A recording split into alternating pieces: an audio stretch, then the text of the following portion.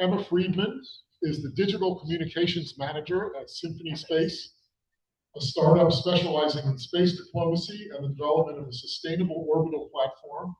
She's a former science writer at NASA. Emma's influence extends beyond Symphony Space and NASA, having contributed an op-ed to the Wall Street Journal exploring the future of space exploration. Drawing from her valuable previous experience working at the White House, she aims to expand the impact in the realm of space policy. When not communicating the wonders of the cosmos, Emma enjoys playing the guitar, collecting interesting rocks, and challenging herself with crossword puzzles. It's my great pleasure to introduce Emma Friedman. Hello, hi everybody. It's such a privilege to join you guys today. I'm coming to you all the way from Frederick, Maryland.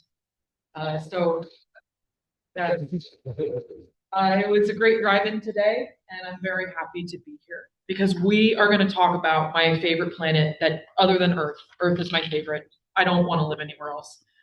And we're going to tell the story of some of Uranus's oddities. I forgot to add, Uranus is one of my favorite planets. Chiefly, what we know from its only flyby spacecraft and mission, but why that data is some of the most peculiar that we have in planetary science, and how some scientists recently came and flipped it on its head. I really wish I could go to the next slide. All right. So part one, Curious George. All right, so for literal millennia, we had always mapped Uranus as a star, but that was because it behaved like a star. It was dim and it moved slowly across the stellar landscape. And this assumption did not strictly exist in the olden times.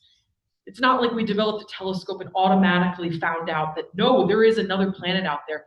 It actually took until the 1700s to find out that Uranus really was a planet. William Herschel, the guy that actually found Uranus and discovered Uranus's planethood, was a contemporary with folks that didn't believe that.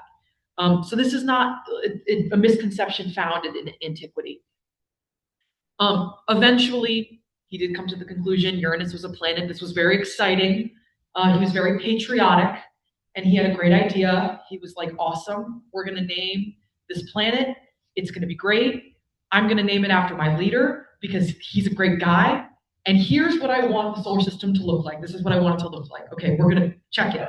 We're going to do Mercury, Venus, Earth, Mars, Jupiter, Saturn, and George. And this is how it's going to be. And it fits in. It fits in well, right? So this didn't go over well. It went over quite well. I found out at dinner with the Americans because we had George Washington.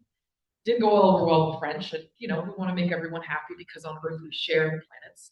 So we went with the name Uranus or Uranos, the Greek god of the heavens. And we need to have a talk. The name, the planet is pronounced Uranus. It just please. Okay. All right. So fast forward to the 1970s, and we have yet to send any mission to Uranus. We don't really fully know what it looks like super well.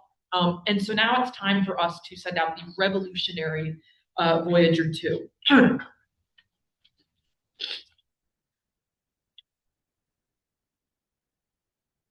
All right. So yeah, since Voyager, we've actually only ever sent one spacecraft to Uranus.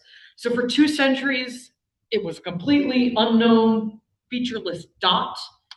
And today, it still remains the least explored solar system object, with the perhaps exception of Pluto and the various Kuiper Belt objects. So Voyager 2 launched in 1977. It got to Uranus at around 1986, and it really did not help us understand Uranus any better. So, all right, here's what it found. I'll just cut to the chase. So Uranus's axial tilt and its magnetic field were offset by over 90 degrees and 50 degrees respectively. And Uranus is the only planet that spins like a tire and not a top in the solar system. I can't speak for other solar systems. It doesn't matter. This is extremely peculiar. The sunlit poles emit an electroglow where they radiate high amounts of UV light, which is insane. A lack of sunlight does not seem to impact temperature at the poles or any cloud tops on the planet. A Uranian day is about 17 hours, and a year is about 84 years. But this is the focal point of our presentation. Voyager 2 tells us that Uranus lacks internal heat.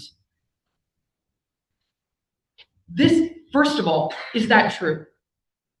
And if it is true, is this really surprising? Like, is this a problem? Do we need to, have an intervention? Is this really, I mean, like, why do I care? Well, okay, to answer that question, we need to talk about baked potatoes for a second.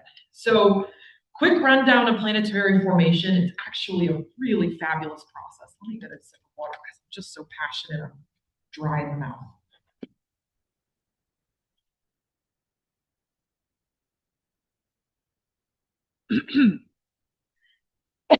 All right, so planets form first from gas collapsing into dust, and that dust eventually becomes pebbles, and those pebbles spiral inward to make larger rocks. And dust holds the particles together, and this process is called accretion. It happens all the time in astronomy. It's great. It's fabulous. And it yields the components to make a planet. So this energetic process of accretion, smashing rocks together to create bigger rocks, is a major source of a planet's internal heat. Huge source of the planet's internal heat is left over from formation. Over billions of years, planets will cool from the outside in like a baked potato. But it also means that larger planets generally stay warmer for longer. And this is the part that everyone needs to asterisk. That means that scientists can infer the age of a planet based on how much internal heat it emits. So Voyager's data makes no sense, right? Uranus should still be warm, assuming it formed at the same time as the rest of the solar system. The planet's too young to have cooled down this much. So is Uranus older than the rest of the planets in the solar system? Or did something happen to Uranus that we don't know about? Or was Voyager wrong? Did it make a mistake? That's what the scientists at Oxford and NASA thought. All right, we're going to talk about the research now. So Voyager 2 claimed that Uranus was in thermal equilibrium. And that means that the energy absorbed from the sun or any incidental light is equal to the thermal energy that Uranus is putting back into space. And if so, it can be inferred that the planet has no heat of its own. And that's what the data is telling us. And the scientists wondered how this could be possible because Neptune, which is Uranus's neighbor, emits twice the heat it receives from the sun, twice of the incidental radiation it receives. So here are our wonderful, wonderful, wonderful detectives.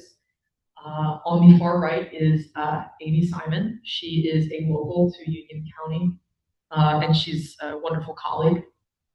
And these two folks, Patrick Irwin and Daniel Winkert, are really, really fantastic scientists at Oxford. And they developed an atmospheric model to make a new estimate of Uranus's bond albedo and a revised figure of its heat flux budget. And that is a lot of words.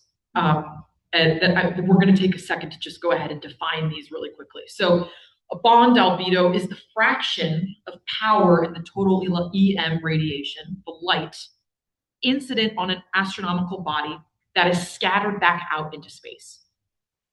Because bond albedo accounts for all of the light scattered from a body at all wavelengths and all phase angles, it's a necessary quantity for determining how much energy a body absorbs. And this, in turn, is crucial for determining the equilibrium temperature of a body.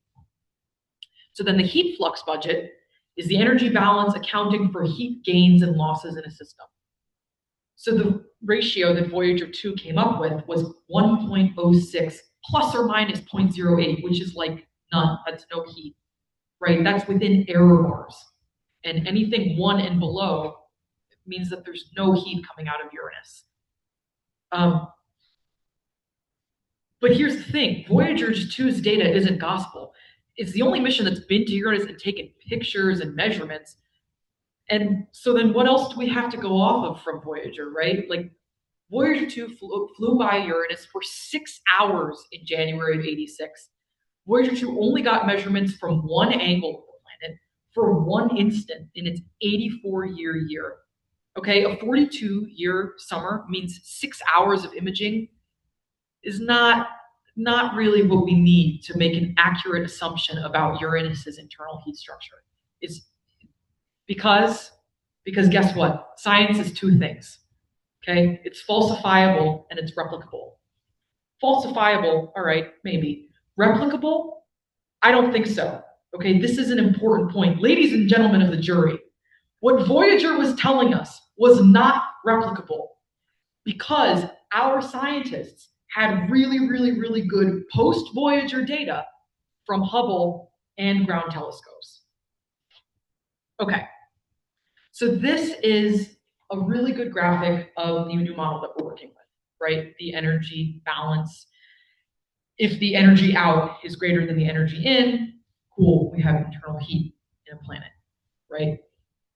The incident light needs to equal the emitted plus the reflected plus the scattered. And the reflected and scattered components make up the bond albedo.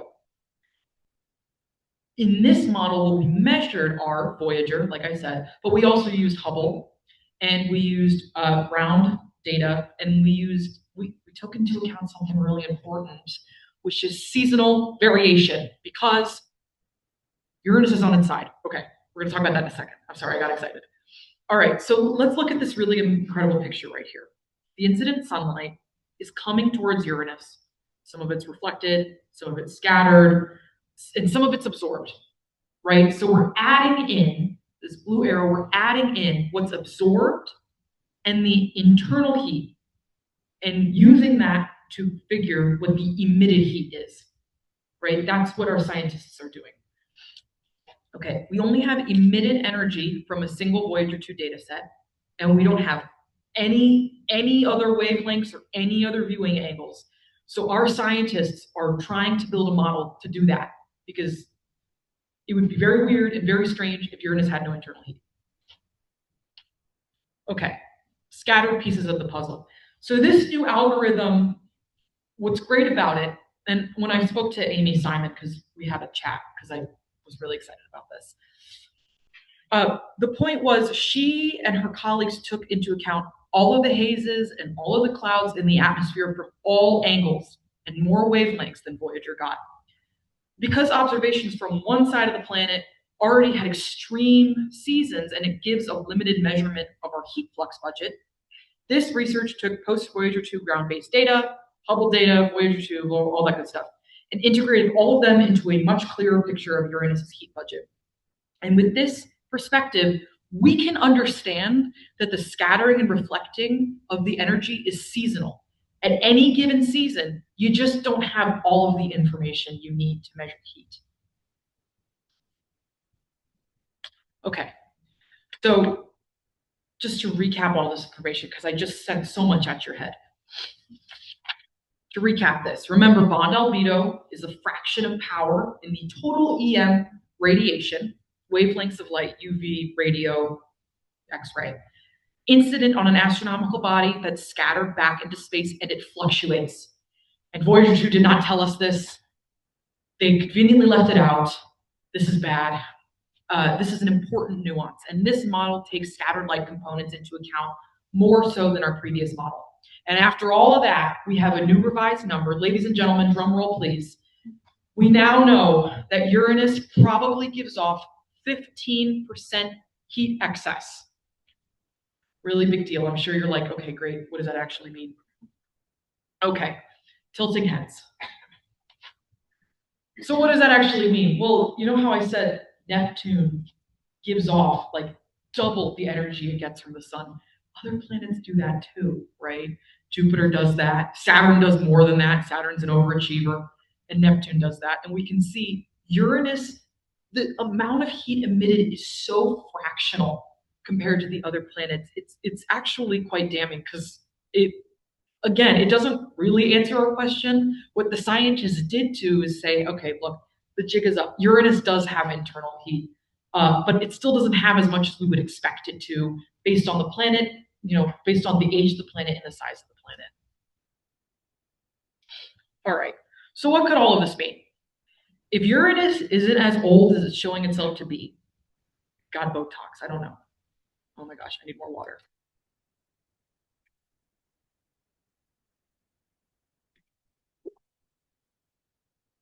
Something happened to it to make it release a bunch of its energy in a really short period of time.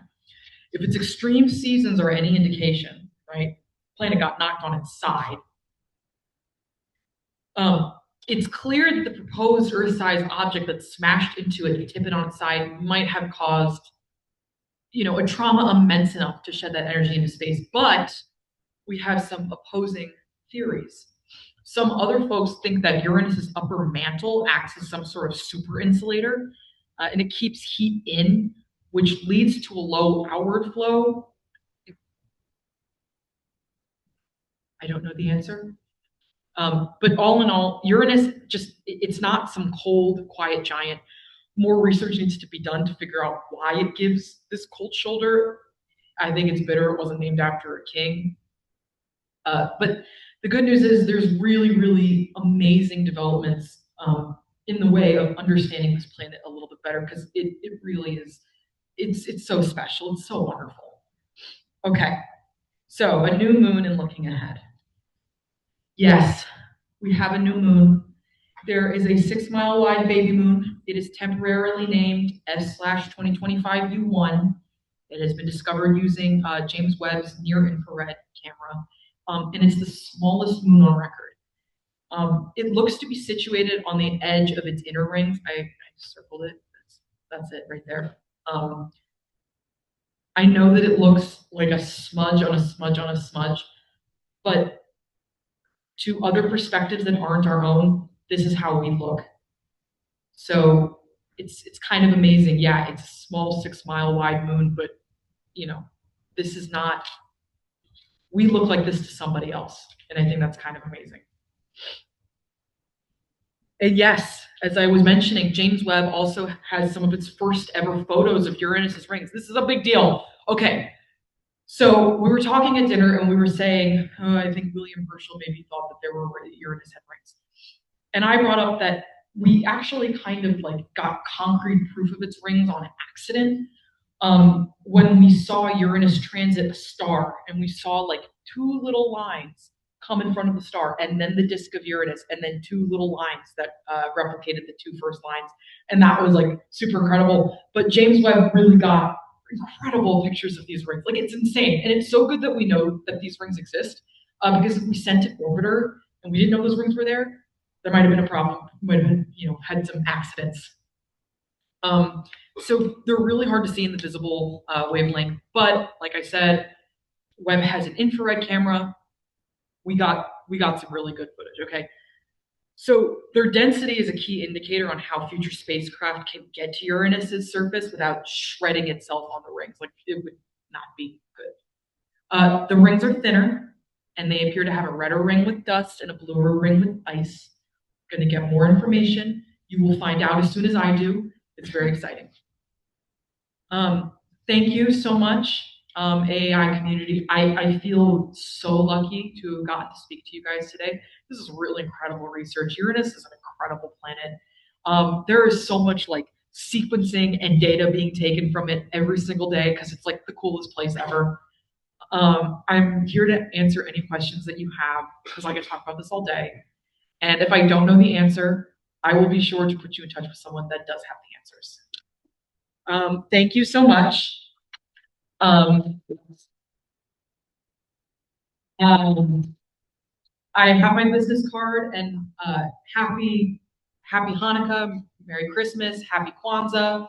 If the Festival of Lights you celebrate is the stars in the sky, happy holidays. My one request to all of you is to remember that we are all children of the universe, to continue to be kind to the other children of the universe, and to treat each other with tenderness. Thank you. Thank you so much. So we will work this as we always do. We'll take questions from our in-studio audience first, and then later on, those of you online, if you have questions, you can ask. Yes, Cliff. First thing that occurred to me, looking at those numbers, heat emitted compared to the input heat from the sun, is why is Neptune so hot? Then I realized there's a lot less sunlight out there, so the ratio is bigger. Do you have the numbers for the actual amount of heat radiated by the planet's ratio? I do. I just don't have it on me. So is Neptune and Uranus a lot closer together? No, actually, it's quite incredible. It's almost like the distance between planets becomes exponential as you get further out in the solar system. Like every single successive planet gets further and further away. They are nowhere near each other. It's actually really incredible, and that's why it is so profound that Neptune is so much hotter, because it is insanely further away, and that's what makes it so interesting. Well, it seems like there's kind of a revolution going on right now. Since Juno has been orbiting Jupiter, they've had to revise the models of the interior of Jupiter. They got lots of data. Mm-hmm. So we don't have the data for the other guys. We don't.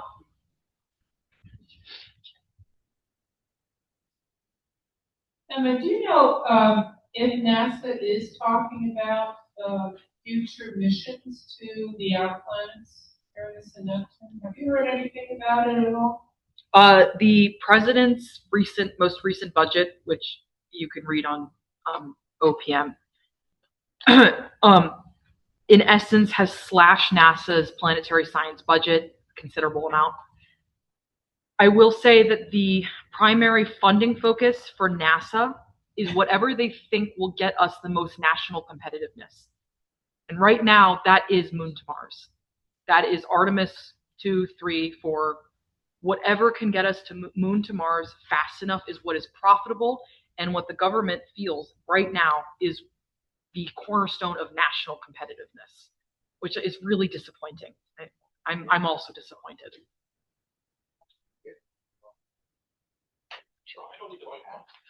Okay. Well, Yeah. So everybody. My question is that web photo of Uranus.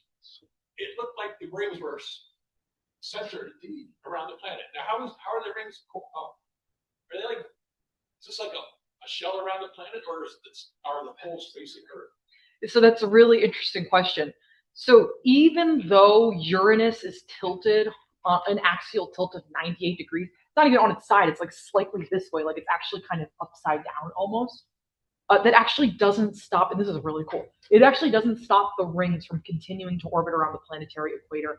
And that's why the rings looked like it was going north to south instead of east to west. Like when you look at Saturn, you're used to the planets going like this. The concept of the planets going like this is insane until you realize that this is just the plane in which Uranus's equator operates. It doesn't operate as a shell. It really goes. It stays on the equatorial plane.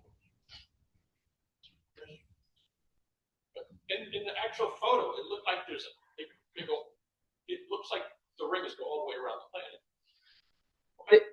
Yeah, of course I can. Of course. The poles are left and right. Yeah, look here. It looks like. Well, actually, it does look elongated. It is. So what we're looking at right now, this white patch right here, is Uranus's North Pole.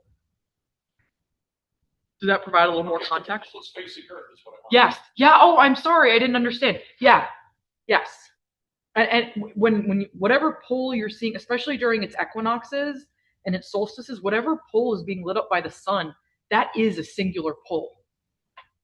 In the article that I wrote, I provided like a photograph of Uranus from two few Earth years apart, and you'll find that the side that you're staring at Uranus obviously changes, but its rings always stay in the same place. It always stays on the equatorial plane.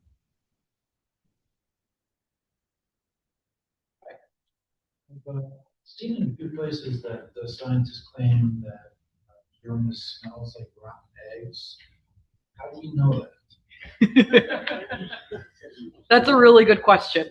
Could you repeat the question? That's a really good question. I will tell you. Okay.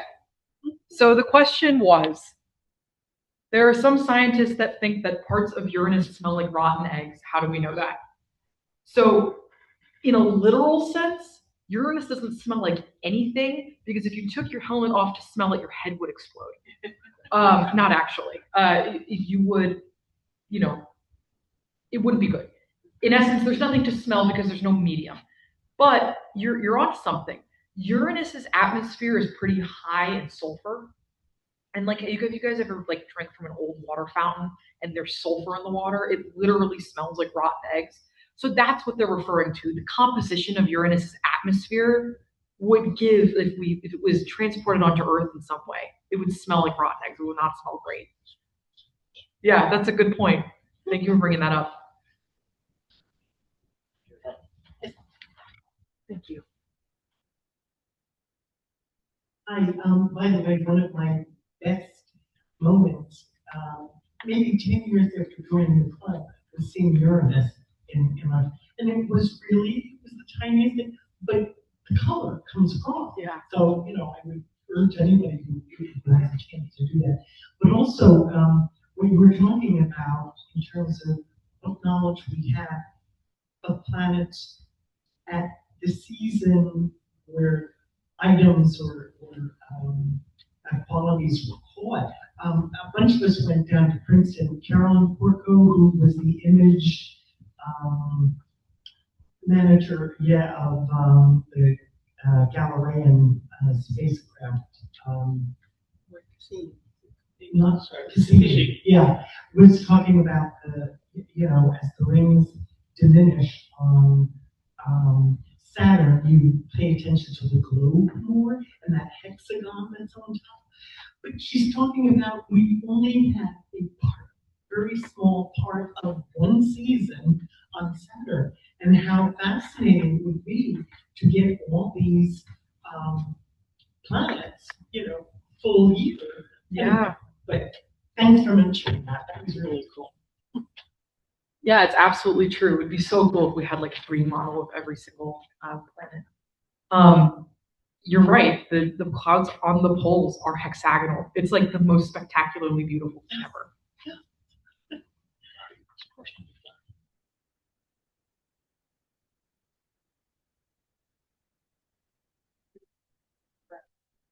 I had a question about the image of Uranus, is there like metaphor, or are there any like notable features inside of it, or what is its composition? Oh, it's an internal composition.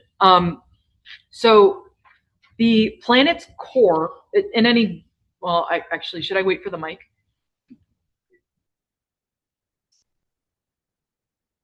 So I could pull up a diagram right now, but I'm worried that I would mess everything up. So what's incredible is the planet still has a heavy iron nickel core, and a majority of its atmosphere is methane and sulfur, and that's what gives it its gorgeous azure color. I will say that there is also a higher concentration of carbon, which means that there's diamond rain, which is awesome. It's one of my favorite parts of Uranus. Oh my God, wait, I completely forgot to tell you. I'm sorry, one more thing. I completely forgot to tell you one of my other favorite parts of Uranus, because I was talking about the moon thing, and then I completely forgot to tell you guys. Okay, so my favorite, I have a degree in English from the University of Maryland. Best decision I ever made in my entire life, folks, let me tell you. And we have a naming convention for the moons of Uranus, and it's Shakespeare characters, and that's the best thing ever, which means we have Ariel, Umbriel, Romeo, Juliet, Miranda, and we have this little tiny dinky moon named Puck, like the little fairy sprite from Midsummer's Night's Dream. It's like the most darling thing ever. It's like my favorite thing. Anyway, I'm sorry. Did you have a question? Right.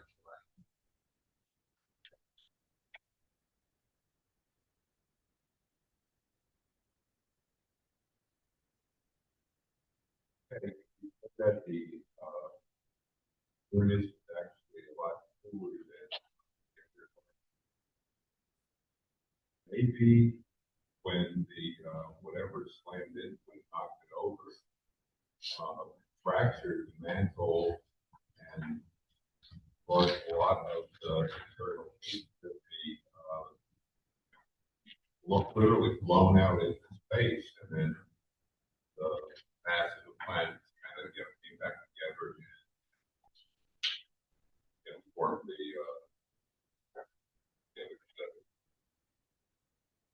atmosphere. Maybe it was the result of the collision that all that heat. Mm-hmm.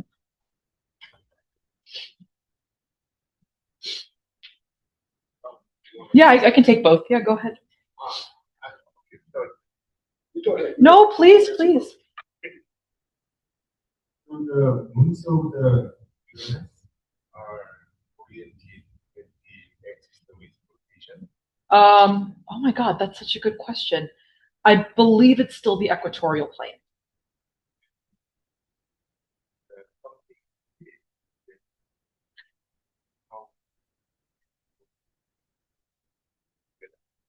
How did the moons tilt together? I mean,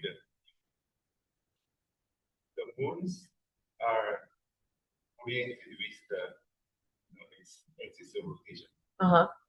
Then if something hit the Uranus, then its axis will tilt. But If you're asking if it went back to normal. moons will be So yeah, I mean the moons follow gravity. So wherever the center of gravity goes, the moons will go.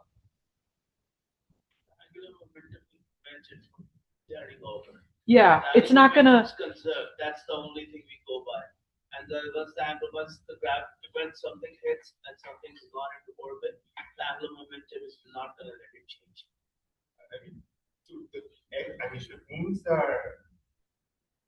I think what he's asking is, did the plane of the moon's orbit shift with? Oh, that's such a good question. The angular momentum is going to. That's gonna make sure that you can't turn a fidget spinner around. It's very difficult to.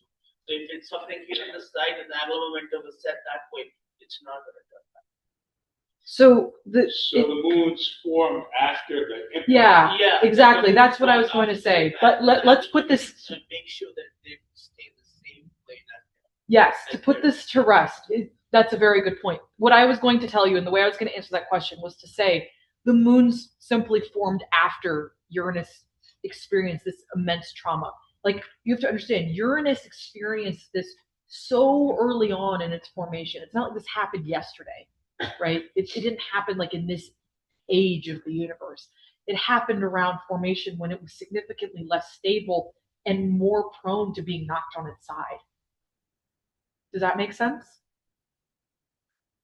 Yeah. Anyone else here?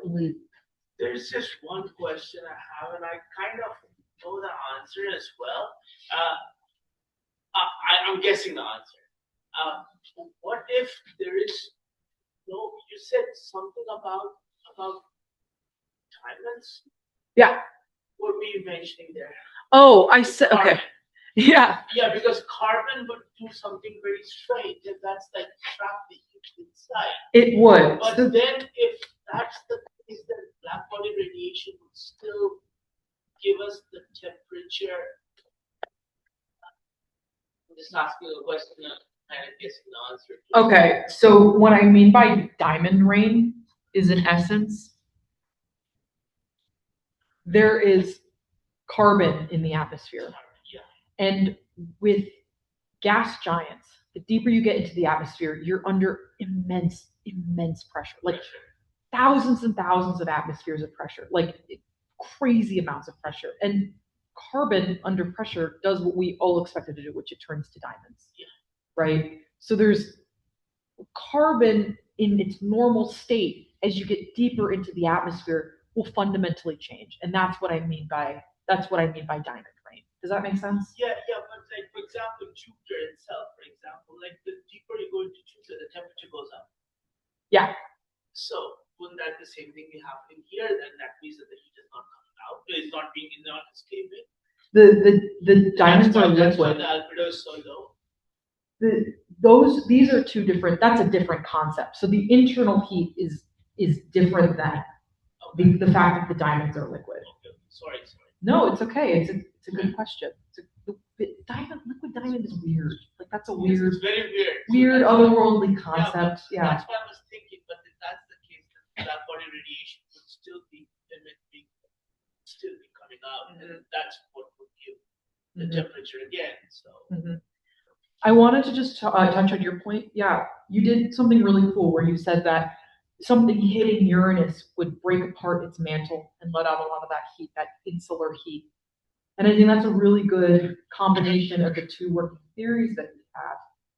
And it's also really cool because and this is completely tertiary to the research, but at a different point. A small fraction of a planet's internal heat is also because of the decay of radioactive elements in its core, which is like a whole different level of amazingly cool. So your point that it literally got sloshed around and it's all of its heat got released. Maybe not all of it, but the 15% that we got is not all internal heat, right? It's those error bars exist because some of it's radioactive decay and some of it is some other radiation. So I appreciate you combining those two theories.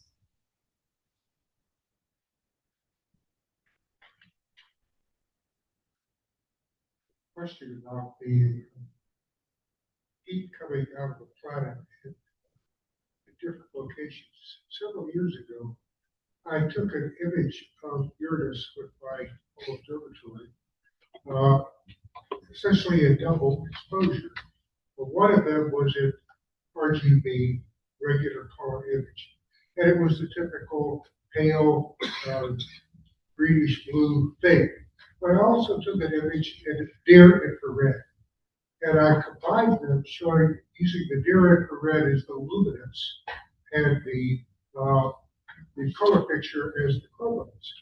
And it came out showing that lighter white spot at the North Pole. So is most of the heat coming out of the North Polar region? I don't think so. I don't think so. That's a really good question. The Hubble picture shows that too. Yeah, that's a really brilliant question. And my Hubble observatory picture showed it too. Yeah, right. So remember, the heat that we collected, or the samples that we collected, it's a resultant, right? So it's from all phase angles of around the sphere of the planet. I don't know. I'm sure if I reread this and I'd be like, oh, that's the answer to your question, and I would be like, why didn't I say that at this moment? But it's a good question, and we should look into that together. And once again, thank you for a wonderful presentation.